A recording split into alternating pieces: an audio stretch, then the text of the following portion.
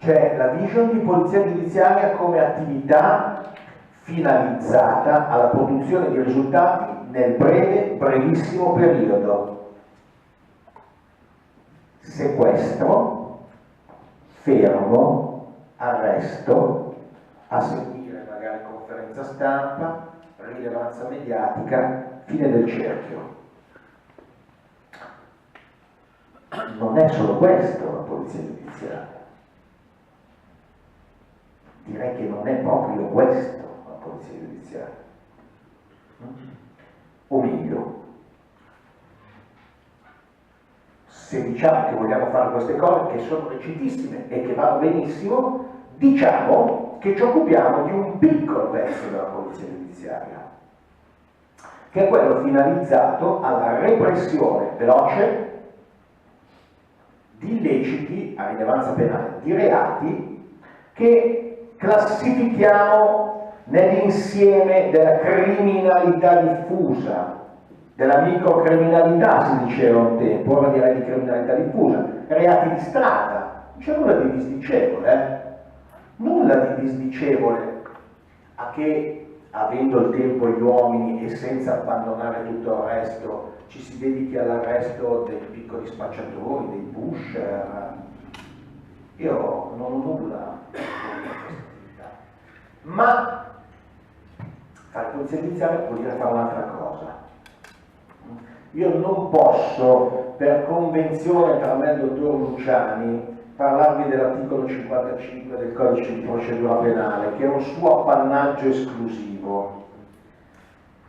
È così, ci sono proprio dei problemi di royalties sull'articolo 55, però mi si consentirà di fare un veloce accenno, no? L'articolo 55, poi ne discuterete ampiamente con lui, dice che cos'è fare la polizia giudiziaria e dice avere notizia dei reati, impedire che vengano portate ulteriori conseguenze, individuare se possibile gli autori, ricercare le fonti di prova e quant'altro necessario all'azione penale.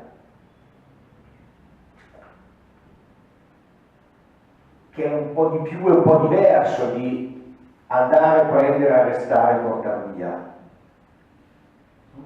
Anche perché ci sono ambiti in cui i provvedimenti restrittivi sono di là da venire.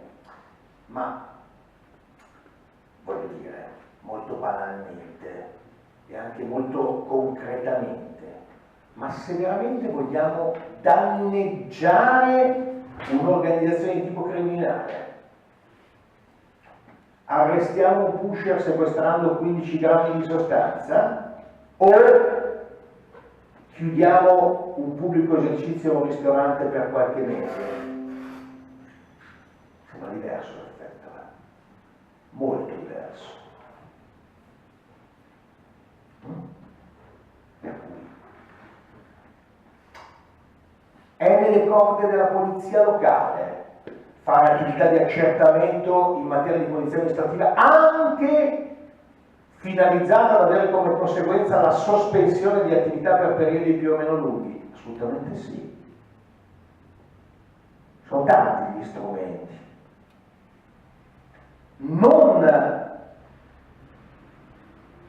riferibili esclusivamente al mondo della criminalità organizzata, ma dato che ci sono, utilizziamoli, no? Se si sa che c'è anche quel problema, perché non concentrarsi con degli strumenti che sono di efficace e reale contrasto alla presenza sui nostri territori? Perché a me non è che interessi il traffico di stupefacenti tra la Colombia e l'Italia, Se ci interessa come passione culturale, di lettura, di studio, ma dal punto di vista operativo non credo che possiamo preoccuparci del traffico di stupefacenti tra la Colombia e l'Italia, però possiamo preoccuparci di contrastare o contenere il radicamento del tessuto economico del nostro paese o della nostra città di riferimento? Sì, sì. Con gli strumenti tipici dell'attività di polizia locale? Certo che sì, assolutamente sì, assolutamente sì.